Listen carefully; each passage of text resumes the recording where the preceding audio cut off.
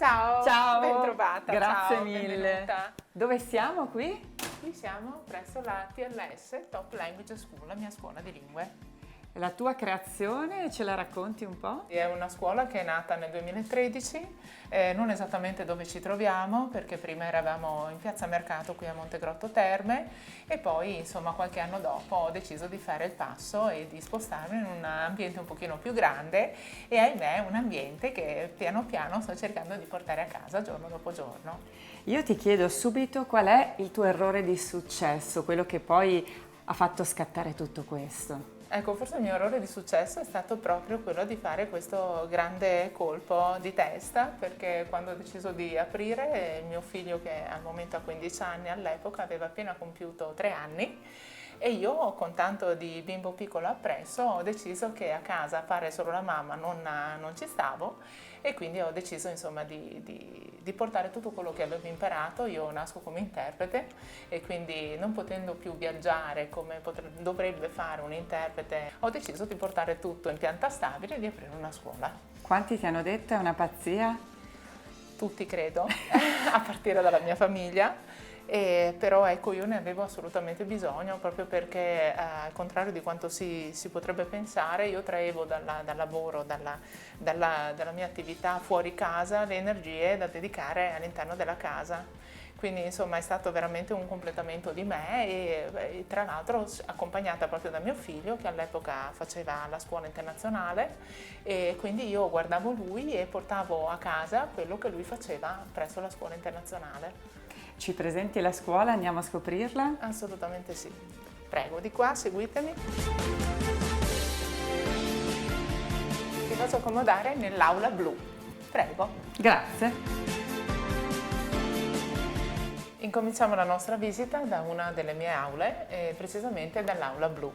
Perché devi sapere, Michaela, che questa scuola si compone di 4 aule e sono aule a colori. E anche questo è frutto di un'esperienza personale. Poi invece ho fatto un master sulla comunicazione a colori che mi è rimasto impresso, mi ha aiutato molto anche a crescere a livello personale, e quindi ho trasformato queste aule in aula gialla, aula verde, aula blu e aula rossa. E qui siamo nell'aula blu. Tra l'altro, a proposito di blu, c'è una scritta che riprende quello che mi hai detto appunto dei tuoi figli. Sì, questa, allora dicevo, ogni aula ha una scritta motivazionale che serve proprio per dare coraggio, dare forza a quello che io faccio tutti i giorni, ma darlo anche poi ai miei studenti e ai miei clienti. E questa in particolare recita: se non ti stai divertendo non stai facendo la cosa giusta, a riprova che appunto dietro questo lavoro c'è comunque tanta passione e tanta dedizione proprio personale. Parto dai 3 anni e, come dicevo, mio figlio è stato un po' l'ispiratore della missione. Poi devo dirti anche che ho una famiglia sparsa per il mondo, perché mio fratello abita in Olanda, mia sorella abita in Germania, per cui insomma se si vuole comunicare con i vari parenti bisogna per forza sapersela cavare, e quindi appunto ho cominciato con i bambini, tant'è che in molti credono che io sia una scuola per famiglie, quindi solo per bambini, e poi invece i bambini crescono, quindi per gli studenti universitari che, come insomma sappiamo tutti, hanno bisogno delle certificazioni linguistiche per studiare all'estero, e poi le aziende, perché poi sono il punto dove io invece ho iniziato come libera professionista, dove facevo la formatrice quando insegnavo direttamente, e poi non da meno, anzi, la scuola pubblica, perché sappiamo che la scuola pubblica prepara a sua volta sempre di più i ragazzi ad avere anche delle certificazioni. Quindi io propongo i lettori attraverso la partecipazione dei bandi pubblici, quindi lettori, madrelingua e percorsi di certificazione. Elena Morello quindi ha fatto un passaggio da libera professionista a imprenditrice, però so che tu hai molte cariche perché ti impegni anche diciamo nell'associazionismo e comunque con il mondo dell'imprenditoria femminile. Sì, allora io dicevo sono partita innanzitutto, ecco, se vogliamo tornare al quesito degli errori, io nasco come libera professionista senza un giorno da dipendente, e questo devo dire che se da una parte deriva dalla intraprendenza, dalla volontà di mettersi in gioco, dall'altro mi ha tolto tutto quel background che invece è necessario avere, e l'ho capito strada facendo, perché il punto di vista invece dei collaboratori è fondamentale sotto ogni punto di vista. E ho capito però che, essendo socia unica di me stessa, avevo bisogno di fare rete.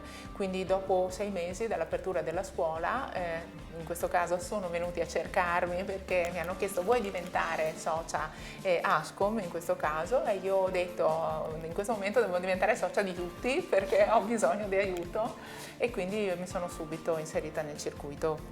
All'inizio sono entrata come giovane imprenditrice, ma ero già borderline, diciamo, per l'età.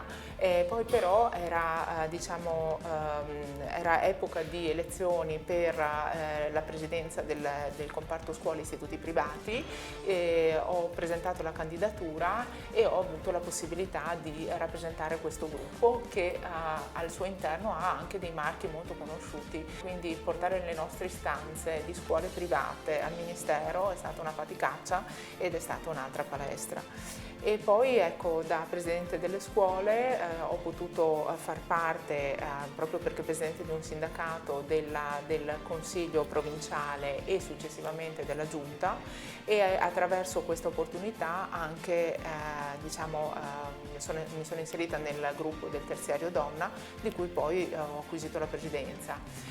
Contemporaneamente la Confcommercio proponeva dei nominativi all'interno della Camera di Commercio per la ricostituzione del Comitato Imprenditoria Femminile, che era vacante da un paio d'anni in tutta Italia. Anche lì colpo di testa, nel senso non ci si conosceva, chi si vuole candidare, dico beh, se gioco o gioco bene o non gioco. E quindi mi sono candidata incosciente, completa, e ho iniziato anche questo percorso. Come si fa a fare tutto? Casa, famiglia, scuola? Me lo chiedono in tanti, me lo chiedo anch'io, la verità. Dicevo però all'inizio che per me questa è una fonte vitale, nel senso che riesco a esprimermi al meglio come mamma solo se professionalmente mi sento di avere un ruolo e di avere qualcosa da dire, un ruolo non tanto come appunto etichetta quanto possibilità di espressione. Pur con tutti gli errori e le imperfezioni che naturalmente immagino si facciano. Assolutamente sì, e qui io proprio, avendo tante cose, faccio errori da tutte le parti. Alla fine certo di mettere I can be your student because I'm the owner. like this, because, go ahead, how bad was the accident? 92, how bad? So, me? Yeah, you. How bad was the accident? Uh-huh. It was a typical accident on the Ring Road. Ring road. Ecco, ti accompagno nell'altra aula. Questa è l'aula rossa o accademia. Buongiorno.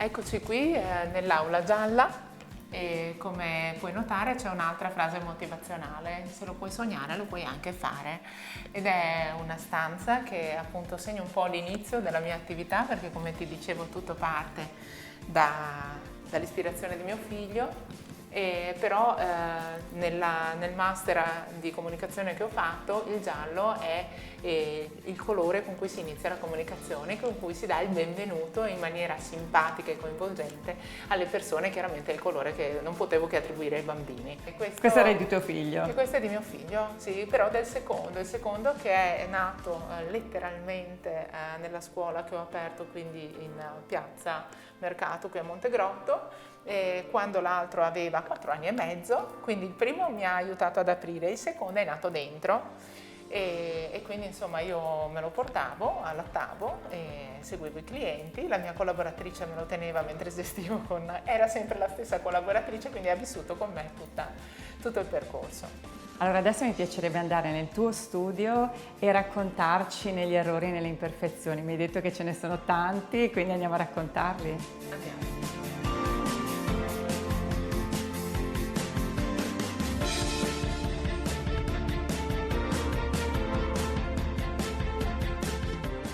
Allora, siamo nel cuore delle interviste imperfette, non posso non chiederti degli errori, delle imperfezioni che vengono fatti più o meno tutti i giorni, ma c'è qualche imperfezione, qualche errore che ci vuoi raccontare? Si dice sempre che l'imprenditore, allora qualcuno dice che gli imprenditori devono sapere fare tutto, no? Quindi avere sia le conoscenze finanziarie, sia la capacità di rischiare, quindi l'intraprendenza, il sogno da rincorrere. E qualcuno invece difende il fatto che l'imprenditore è proprio il creativo di turno e magari si appoggia a delle figure competenti per l'aspetto di gestione finanziario. Beh, ti devo dire che io, socia unica di me stessa, così un po' incosciente, un po' sognatrice, probabilmente all'inizio mi è mancata quella conoscenza e competenza economico-finanziaria che stanno alla base di una realtà d'impresa.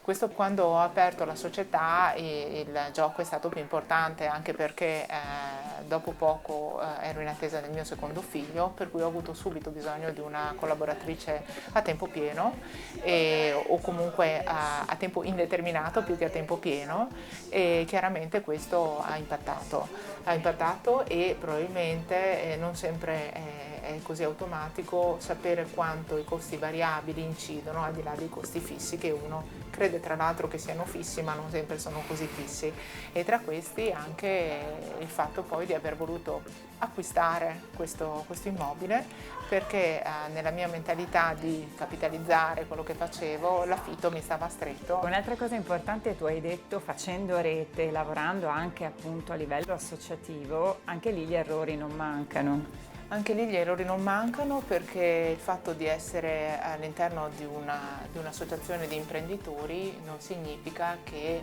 si possa fare di testa propria, perché siamo tanti imprenditori e perché soprattutto al di là dei componenti c'è un cappello istituzionale che va rispettato a prescindere, e quindi la necessità di equilibrare i rapporti, di capire quando è il momento di agire e di quando è il momento invece di frenare. Da questo punto di vista gli errori che ho commesso all'inizio della mia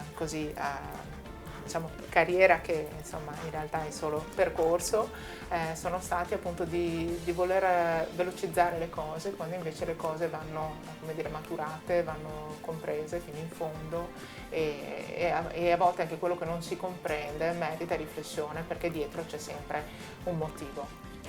E ultima domanda sugli errori e le imperfezioni, riguarda soprattutto Elena persona. Come ti senti con le tue imperfezioni? Come ragioni con le tue imperfezioni? Come litighi con le tue imperfezioni quotidianamente?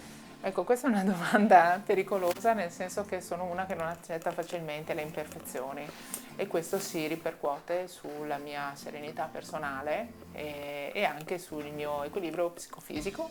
Più capisco che dall'accettazione arriva la soluzione al problema, quindi più capisco che Elena funziona così.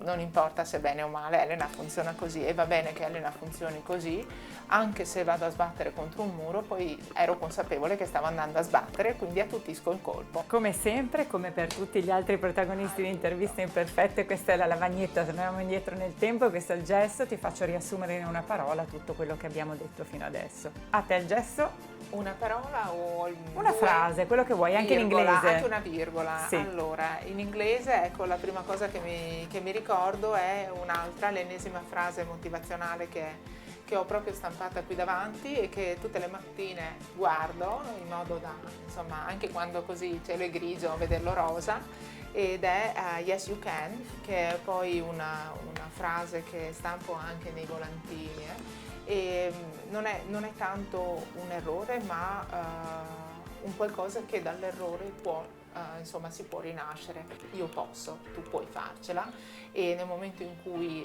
si accetta di potercela fare, il resto arriva. Quindi yes you can.